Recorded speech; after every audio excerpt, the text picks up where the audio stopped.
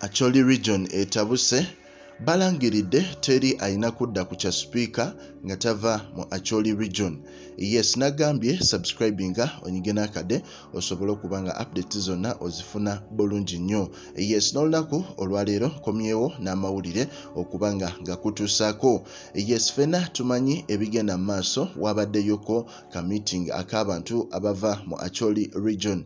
Meeting eno yabaddemu abakungu bangi oba ababaka bangi nga bali mu parliament.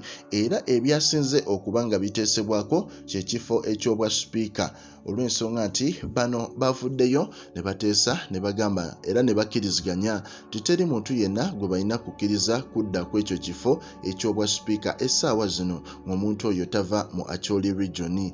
Bano bateereddewo ddala embeera ne bagamba nti teri muntu gwe bagenda kukkiriza kudda ku ekyo ekifo. Ne bagamba nti era mu mbeera eyo bo babadde ne suggestion oba babadde ne suggestion endala nti ate n'ekifo omukulu Oulanya, Right Honorable Jacob Oulanya omufu essaawa zino kyabadde representinga Omoro County ekyaddaki nakyo abali mu famire ye wabeerewo omuntu omu gwe bateeka ku ekyo abeere omubaka wakyo ekyo ekitundu. Ne bagamba nti yeetaaga abenga ava mu famire. Abantu bano Abacholi Region ebintu bino byonna babisalawo olw'okuba nti balaga obutali bumativu bwabwe olw'ensonga nti bo bagamba nti waliwo ekyatta omukulu Jacob Oulanya era nga bonna batunulidde obutwa bagamba nti omukulu ono balayika bamuwa obutwa era nga tebakkiriziganya na kintu kyonna kigenda mu maaso olw'ensonga nti bo bagamba nti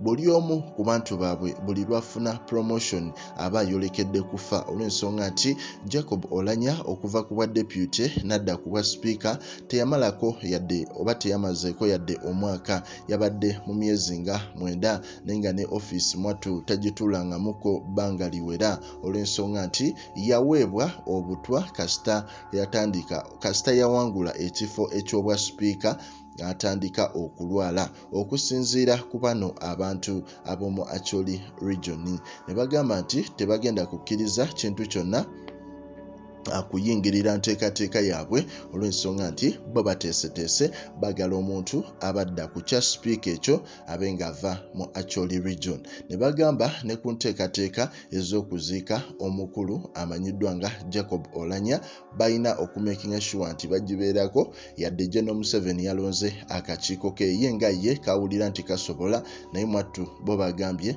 balina okubeera ku kakiiko ako. Era mu kubeera kakiiko ako ne bagamba nti omanyi abantu bakozesa nnyo eyo advantage okubanga babba ssente naddala ez'amabugo. Ne bagamba tebagenda kukkiriza muntu yenna kubuzaawo kazibe ennusu 5 ku ssente ezigenda okubanga zisondebwa ez'amabugo.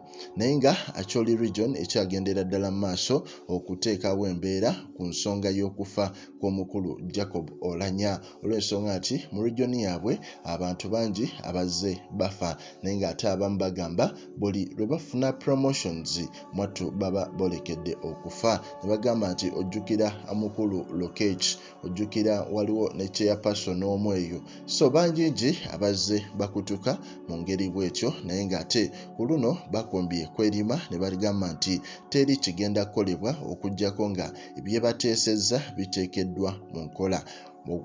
Biki ne bagamba nti okubaako speaker Addako ayina kuva side zeeyo mu Acholi Region. So mu mbeera eyo mba nkugamba nti kankuleetere update endala wabula likinga commentinga mwattu era osubscribinge oleme kubanga osubwa mawulire gagenda mu maaso mu ggwanga lyattu Uganda.